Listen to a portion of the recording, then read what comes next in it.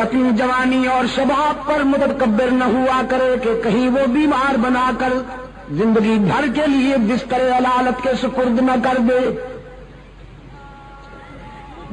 کوئی اپنی تونگری اور دولت پہ تکبر نہ کیا کرے کہ کہیں وہ تونگر سے در در کا گدا گر نہ بنا دے۔ قرآن کہتا ہے مالک الملک تؤتی الملک من تشاء وتنزع الملك ممن تشاء وتعز من تشاء وتذل من تشاء بيدك الخير إنك على كل شيء قدير۔ وہی ہے مختار کل، جسے چاہتا ہے بلند کرتا ہے، جسے چاہتا ہے پیوند زمین کرتا ہے۔ اور پھر حضرت سعد رضی اللہ تعالی عنہ نے فوجی ترنگ اور فوجی مستی میں یہ سلوگن بلند کیا، یوم یوم الملحمہ، ہمیں ستانے والوں تیار ہو جاؤ، آج ستائے جاؤ گے۔ کل تمہارے ہاتھ میں تلوار تھی، ہماری گردنیں ہوا کرتی تھیں، آج محمد کے رضاکار آ گئے ہیں 10,000۔ آج ہماری تلوار ہوگی اور تمہاری گردنیں ہوں گی۔ ہوا کی لہروں نے حضرت سعد رضی اللہ تعالیٰ عنہ کا یہ جذباتی ماٹو بارگاہ رحمت تک پہنچایا۔ رسول اکرم صلی اللہ علیہ وسلم نے حضرت سعد کو اپنے پاس بلایا، فرمایا سعد تم کیا کہہ رہے ہو؟ عرض کیا اللہ کے رسول، میں اسلام کے دشمنوں کی حوصلہ شکنی کرتے ہوئے یہ کہہ رہا ہوں الیوم یوم الملحمہ، آج تصادم کا دن ہے، آج ٹکر کا دن ہے، آج انتقام اور بدلے کا دن ہے۔ رحمت للعالمین صلی اللہ علیہ وسلم کی آنکھوں میں رحمت کے موتی تیر آئے۔ حبیب کبریا صلی اللہ علیہ وسلم نے فرمایا سعد تم انتقام کا نعرہ بلند کرتے ہو، میری رحمت کو تکلیف ہوتی ہے، نعرہ تکبیر، میرے ضمیر پہ چوٹ لگتی ہے، تمہیں یہ نعرہ بلند کرنے کی اجازت نہیں۔ حضور نے تعذیباً وہ پرچم لے کر ایک اور رضاکار کے حوالے کر دیا۔ صحابہ کرام نے عرض کیا اللہ کے رسول، ہمیں تو ان سنگ دلوں کا وہ ماضی یاد ہے کہ جب انہوں نے بلال کو گرم ریت پر لٹا دیا، جب ان آدم خورو نے سمیہ کو مکہ کے چوراہے پہ 2 لخت کر دیا، ہمیں تو ان آدم خورو کی وہ زیادتیاں یاد ہیں۔ رحمت عالم صلی اللہ علیہ وسلم نے فرمایا مجھے بھی یاد ہے، میں اچھی طرح جانتا ہوں، یہ شہر مجھے جانتا ہے، میں اس کے در و دیوار سے مانوس ہوں، یہ وہی گلیاں ہیں جن میں میرے لیے کانٹے بچھائے جاتے تھے، یہ وہی شہر ہے جس کے نوجوان میری ہوٹنگ کے لیے جلوس نکالا کرتے تھے، یہ وہی باشندے ہیں جو میں مجھ پہ سنگ باری کر کے مجھے لہولہان کر دیا کرتے تھے، یہ وہی مکان ہیں جن کی چھتوں پر عورتیں کوڑا کرکٹ لے کے میری انتظار کیا کرتی تھی۔ لیکن تم جانتے نہیں کہ میں یہ سارے ظلم سہنے کا عادی ہوں، یہ ستانے کے عادی ہیں، ہم معاف کرنے کے عادی ہیں، ان کے دامن پتھروں سے بھرے ہوئے ہیں، ہمارا ظرف عفو درگزر سے معمور۔ شاید تمہیں وہ یاد نہیں کہ یہ ساری چوٹیں سہ کر میں بیت اللہ میں پہنچتا جبکہ میرے جسم سے خون بہ رہا ہوتا، جبکہ میرے پاؤں میں کانٹے چبھے ہوئے ہوتے، جبکہ میرے جذبات ان کے سنگین ناروں سے زخمی ہوتے، میں بیت اللہ میں جا کے کیا کہا کرتا تو تمہیں کچھ یاد ہے کہ نہیں؟ بیت اللہ میں جا کے عبداللہ کا یتیم اللہ کے حضور عرض کرتا میرے معبود، اپنے محبوب کو زخمی دیکھ کر کہیں تیرا غضب جوش میں نہ آ جائے۔ تو نے دیکھا کہ ستایا گیا ہوں، تو نے دیکھا کہ سنگ باری کی گئی ہے مجھ پر، تو نے دیکھا کہ میرے جسم سے لہو ٹپک رہا ہے، تو نے دیکھا کہ مجھ پہ کوڑا پھینکا جا رہا ہے، تو نے دیکھا کہ میری کردار کشی کی مہم چلائی جا رہی ہے، سوشل بائیکاٹ کیا جا رہا ہے، لیکن میرے معبود میں تیرے در پہ اس لیے نہیں آیا کہ اپنے ستانے والوں کی ہلاکت و بربادی کی دعا کروں، میں تو تیرے در پہ اس لیے آیا ہوں کہ زندگی کے کسی مرحلے پر اگر ان کے مظالم اور ان کے ستم ہائے مسلسل کی وجہ سے یہ تجھ سے دعا کروں کہ خدا بندہ انہیں تباہ کر دے، انہیں ہلاک کر دے، تو تجھے اس گھر کی عظمت اور میری محبت کا واسطہ کہ میری وہ ہلاکت والی دعا کبھی قبول نہ کرنا، اگر میں کہوں بھی تو انہیں ہلاک نہ کرنا۔ کوہاٹ کے دوستوں، عزیز نوجوانوں، جنگ میں بڑے بڑے لوگوں کا اشتعال قابو میں نہیں آتا، بڑے بڑے لوگ اپنی عظمت فراموش کر بیٹھتے ہیں، لیکن رحمت عالم صلی اللہ علیہ وسلم کے اعتدال و توازن کا اندازہ کیجیے کہ میدان جنگ میں ایک کافر کی تلوار حضور پہ اٹھی، اللہ نے اپنے معبود کی حفاظت فرمائی، اس کا وار خطا گیا، اب رحمت عالم کی تلوار اٹھی، وہ کافر شمشیر رسالت کی زد میں تھا، اگلے لمحے وہ تلوار کافر کا سر قلم کر سکتی تھی، لیکن رحمت عالم صلی اللہ علیہ وسلم نے اپنی اٹھی ہوئی تلوار کو روک لیا، اپنے پیچھے کھڑے ہوئے اپنی مراد و مدعا فاروق اعظم کو اپنی تلوار دیتے ہوئے فرمایا، عمر تم اس سے نمٹو۔ فاروق اعظم رضی اللہ تعالیٰ عنہ عرض کرتے ہیں، اللہ کے محبوب میں تو اس سے نمٹ لوں گا، لیکن آج میں چاہتا تھا کہ میں نبی کی تلوار کے جوہر نبی کے ہاتھوں سے دیکھوں، آج میں انتظار کر رہا تھا کہ آپ کی تلوار سے کوئی کافر کٹ کے گرے تڑپے اور اس کی طرف دیکھ کر میں اپنے جذبہ حریت کو جلا بخشوں۔ رحمت عالم صلی اللہ علیہ وسلم اشک بار ہو گئے، فرمایا، عمر تم جانتے نہیں کہ نبی کا قاتل اور نبی کا مقتول دنیا میں سب سے بڑا بدنصیب ہوتا ہے، جو کسی نبی کو شہید کرے وہ بھی دائمی جہنمی، جو کسی پیغمبر کے ہاتھوں سے مارا جائے وہ بھی دائمی جہنمی۔ تو میرے عمر میں انسانوں کو جہنم سے نکالنے آیا ہوں، جہنم میں دھکیلنے تو نہیں آیا۔ میں چاہتا ہوں کہ نہ کوئی ایسا بدنصیب ہو کہ اس کے ہاتھوں سے میں مارا جاؤں، نہ کوئی ایسا بدنصیب ہو کہ وہ میرے ہاتھوں سے مارا جائے۔ ارباب علم و دانش، حد نہیں ہو گئی، حد نہیں ہو گئی شفقت و رحمت کی کہ پوری 23 سالہ عسکری زندگی میں کوئی ایک انسان بھی براہ راست رسول اللہ کی تلوار سے نہیں مارا گیا، کوئی ایک بھی انسان۔ میرے آقا نے اپنے رضاکاروں سے فرمایا، یہ نعرہ بلند کرنے کی اجازت نہیں، آج میں ان کے لیے وہی جذبات لایا ہوں جو میرے بھائی کے حضرت یوسف کے جذبات تھے کنویں میں ڈالنے والے مہربانوں کے لیے، آج میں بھی ان کے لیے وہی کہتا ہوں جو میرے بھائی یوسف نے کہا، لا تثریب علیکم اليوم، آج تمہیں تمہارے ماضی پر شرمندہ بھی نہیں کیا جائے گا، تو تم بھی جاؤ مکہ کی گلیوں میں جا کے، مکہ کے ہر دروازے پہ جا کے میرا پیغام پہنچاؤ، اليوم یوم المرحمہ، آج بدلے اور انتقام کا دن نہیں، آج عبداللہ کا یتیم تمہیں معاف کرنے کے لیے آیا ہے، آج آمنہ کا لال تمہیں دامن رحمت میں چھپانے کے لیے آیا ہے، ڈرتے کیوں ہو؟ تم نے اپنے دروازے بند کر لیے ہیں، شہر چھوڑ رہے ہو، تمہارے جسم پر لرزہ طاری ہے، ذرا باہر آ کے دیکھو، آج مکے میں فاتح بن کے آنے والا کوئی مادہ پرست شہنشاہ نہیں، آج فاتح بن کے آنے والا محبوب کبریا ہے۔ وہ انتقام کے جذبات نہیں لایا، وہ درگزر کے جذبات لایا ہے۔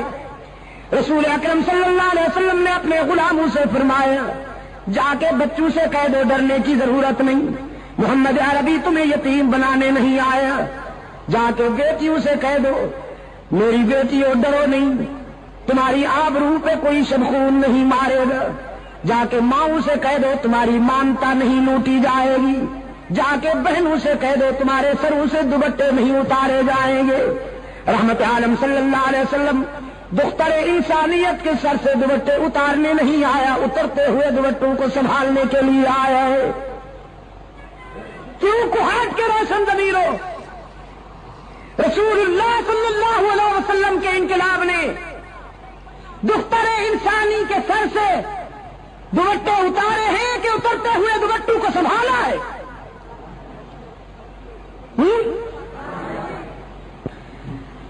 اور دور حاضر کا مستشرق، جدید مفکر، ارے کاش کہ اسے اتنا پانی ملتا کہ وہ ڈوب کے مر جاتا۔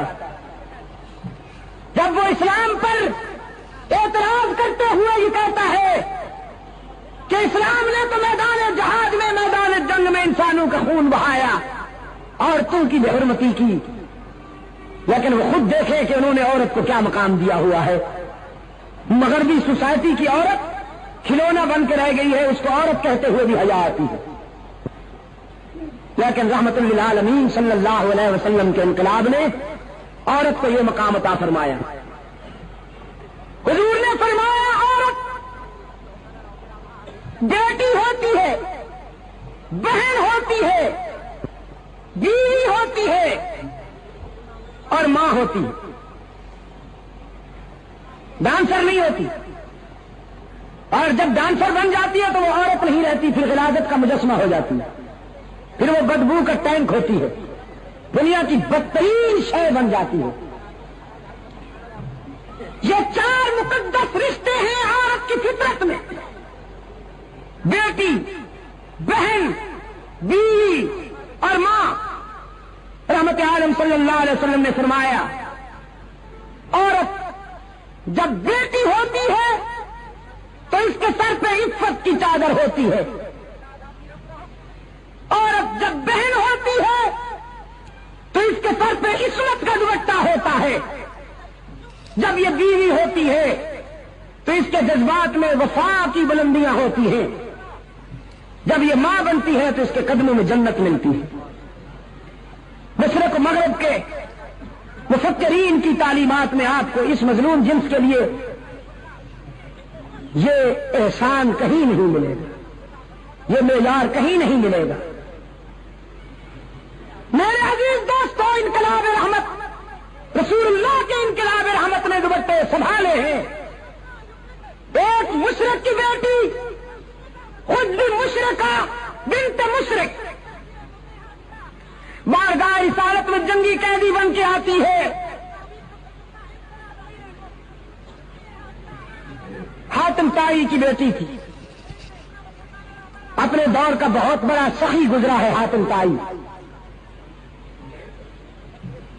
ایک مرتبہ شہید کربلا حضرت حسین رضی اللہ تعالی عنہ نے فرزند حاتم سے کہا جب وہ مسلمان ہو چکا کہ میں نے سنا ہے تیرا باپ بہت سخی تھا۔ حاتم کا بیٹا کہنے لگا حسین واقعی سخی تھا، میرا احترام کر، میں بڑے سخی باپ کا بیٹا ہوں۔ حضرت حسین مسکرائے اور فرمانے لگے میرا بھی احترام کر، میں بڑے سخی نانے کا نواسا ہوں۔ حاتم کا بیٹا کہنے لگا حسین میرا باپ اتنا سخی تھا کہ اس کے گھر کے 10 دروازے تھے اور مانگنے والے کو ہر دروازے سے کچھ نہ کچھ مل جایا کرتا تھا۔ حضرت حسین رضی اللہ تعالی عنہ فاتحانہ انداز میں مسکرائے اور فرمانے لگے تیرے باپ کے گھر میں دروازے تو 10 تھے، لیکن تھے اتنے کمزور کہ سوالی کو ایک دروازے کے بعد دوسرے دروازے کی ضرورت پڑتی تھی، پھر تیسرے پہ جانا پڑتا تھا، پھر چوتھے، پانچویں، چھٹے، ساتویں، آٹھویں، نویں اور 10ویں دروازے کی ضرورت پڑتی تھی۔ میرے نانے کے در پہ جو سوالی جاتا، میرے نانا تو اس کو ایک در پہ پہنچا دیتے، اور وہ دروازہ اتنا مکمل بھرپور تھا کہ جس سوالی کو وہ در مل جاتا تھا پھر زندگی بھر کے لیے کسی دوسرے دروازے کی حاجت ہی نہیں رہا کرتی۔ وہ در بڑا مکمل ہے اور وہ انسان بڑا خوش نصیب ہے جسے وہ در میسر آ جائے. اقبال اسی لیے کہتا ہے کہ وہی سجدہ ہے لا کے اہتمام کہ ہے جس سے ہر سجدہ تجھ پر حرام. تو میں عرض کر رہا تھا کہ وہ بنت حاتم رسول اللہ صلی اللہ علیہ وسلم کی خدمت میں حاضر ہوتی ہے. اس کے سر پہ چادر نہیں. رسول اللہ صلی اللہ علیہ وسلم نے اپنی چادر ایک رضاکار کو دیتے ہوئے فرمایا کہ جاؤ اس بچی کے سر پہ چادر ڈال دو. رضاکاروں نے عرض کی اللہ کے رسول مشرکہ ہے. اس کا باپ سخی تو تھا لیکن مشرک تھا, دشمن کی بیٹی ہے, تو ہم آپ کی مقدس چادر ایک کافرہ عورت اور دشمن کی بیٹی کے سر پہ ڈالیں. رحمت عالم نے فرمایا بیٹی بیٹی ہوتی ہے, دوست کی ہو یا دشمن کی. میرے ہاں معیار یہ نہیں ہے کہ دشمن کی بیٹی ہو تو اس کی رسوائی برداشت کی جائے, اپنے کی بیٹی ہو تو اس کی عزت افزائی کی جائے. میرے ہاں معیار یہ ہے کہ جس طرح میں اپنی بیٹی کے لیے چاہتا ہوں کہ اس کا سر کبھی برہنا نہ ہو, میری رحمت کا تقاضا ہے کہ میرے دشمن کی بیٹی کا سر بھی کبھی برہنا نہ ہو. سرکار دو عالم صلی اللہ علیہ وسلم کی چادر اس بچی کے سر تک پہنچی. رضاکاران مصطفیٰ نے وہ چادر جا کے اس کے سر پہ ڈالی ہے تو روتی ہوئی رسول اللہ کی خدمت میں حاضر ہوئی. اللہ کے رسول صلی اللہ علیہ وسلم نے فرمایا بیٹی میں نے سنا ہے کہ تیرا باپ بڑا سخی تھا, تو آج میں تیرے باپ کی نیک نامی کی وجہ سے تجھے آزاد کرتا ہوں. جاؤ تم آزاد. وہ بیٹی کہتی ہے اللہ کے رسول دریائے رحمت جوش میں ہے تو میں اکیلے آزادی کیوں قبول کروں؟ یہ میرے قبیلے کی عورتیں میرے ساتھ آئی ہیں, پہلے انہیں آزاد کیجیے پھر میں آزادی قبول کروں گی. رحمت عالم صلی اللہ علیہ وسلم مسکرائے, فرمایا ماشاء اللہ صحیح نسل ہو اپنے باپ کی, جاؤ تمہیں تیرے باپ کی وجہ سے اور ان کو تیری انسانی ہمدردی کی وجہ سے آزاد کرتا ہوں, تم سب آزاد. قبیلہ طے کی عورتیں جب آزادی کا اعلان سنتی ہیں اور اگلے لمحے وہ ساری عورتیں رسول اللہ صلی اللہ علیہ وسلم کے اسلام کے حلقے میں تھیں, ان کی زبان پہ کلمہ اسلام مچل رہا تھا. رسول اللہ صلی اللہ علیہ وسلم کی سیرت طیبہ اور حضور کی ولادت, اس پر آپ کی اظہار مسرت کا صحیح طریقہ یہ ہے کوہاٹ کے دوستوں کہ اپنے اندر کردار کی وہ بلندیاں پیدا کیجئے کہ تلوار اٹھانے کی ضرورت ہی نہ پڑے. تیاری کیجئے, حکم ہے اعدوا لهم ما استطعتم من قوة ومن رباط الخيل. اتنی تیاری کیجئے کہ آپ کے دشمن کے حوصلے پست ہو جائیں, لیکن سب سے زیادہ توجہ کردار پہ دیجئے. آپ نے اگر اپنے اندر وہ کردار پیدا کر لیا تو انشاءاللہ اسلحہ وہ کام نہیں کرے گا جو آپ کا کردار کام کرے گا. میں شیخ الحدیث حضرت مولانا محمد زکریا رحمت اللہ تعالی علیہ کے والد گرامی کا ایک واقعہ بیان کیا کرتا ہوں دوستوں کی خدمت میں. بہت سے دوست آج اس اجتماع میں نئے ہیں, ان کی معلومات کے لیے عرض کر دیتا ہوں. حضرت مولانا محمد زکریا رحمت اللہ تعالی علیہ کے والد گرامی ابھی پچھلے دنوں ان کا انتقال ہوا. مدینہ منورہ میں انہوں نے انتقال فرمایا. زندگی کا ایک طویل حصہ اس انتظار میں مدینہ میں آئے, اکثر دعا بھی کیا کرتے تھے. اللہ نے اس درویش کی دعا کو شرف قبولیت بخشا, باب جبریل سے جنازہ اٹھا, جنت البقیع میں ٹھکانہ مل گئے. ان کے والد گرامی سے حضرت مولانا محمد یحییٰ رحمت اللہ تعالی علیہ, ان کے زمانہ میں ایک ہندو مسلم فساد ہوا. سوچ کر میں نے تجھے تیرا پرس واپس کر دیا, جاؤ اپنا کام کرو. نسبت بڑی بات ہوتی ہے عزیز دوستو.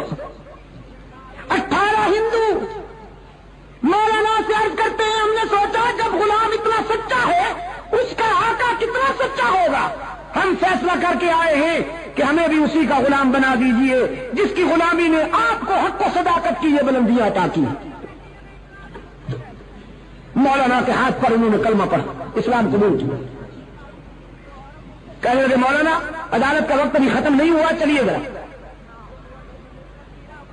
اب کیونکہ ہم مسلمان ہو گئے ہیں، فرض ملکیت ہمارے پاس ہے، مثل عدالت میں موجود ہے، ہم بیان دیتے ہیں کہ زمین مسجد کو ملنی چاہیے. عدالت میں آ کے انہوں نے بیان دیا کہ اب چونکہ ہم مسلمان ہو چکے ہیں، اس زمین کے اصل مالک ہم ہیں، تو آپ یہ زمین مسجد کے نام اعلان کر دیجیے. اس نے مصر کو معائنہ کیا تو دیکھا کہ واقعی یہی لوگ اصل مالک تھے زمین کے. زمین مسجد کے نام اعلان ہو گئی. مولانا محمد یحییٰ رحمۃ اللہ علیہ سنجیدگی کے ساتھ باہر آئے اور اپنے جذباتی سر پھرے دوستوں سے فرمانے لگے یحییٰ نے جھوٹ نہیں بولا تو یحییٰ کے خدا نے یحییٰ کا دین بھی بچا لیا، زمین بھی عطا کر دی.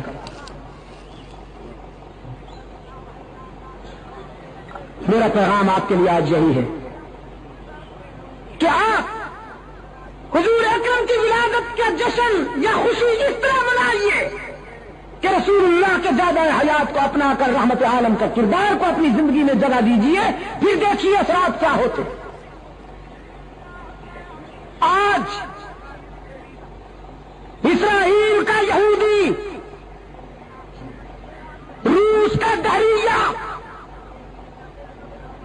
مغرب کا آدم خور، گوری چمڑی والا سیاہ دل بھیڑیا یہ سمجھتا ہے کہ مسلمان فقط نام کے رہ گئے ہیں، اب ان کو مٹانا کوئی بڑی بات نہیں. یہ نعرے تو خوب لگاتے ہیں، جھنڈیاں بھی خوب لہراتے ہیں، چراغاں بھی خوب کرتے ہیں، لیکن عملی زندگی کے کسی گوشے پر رسول اللہ کی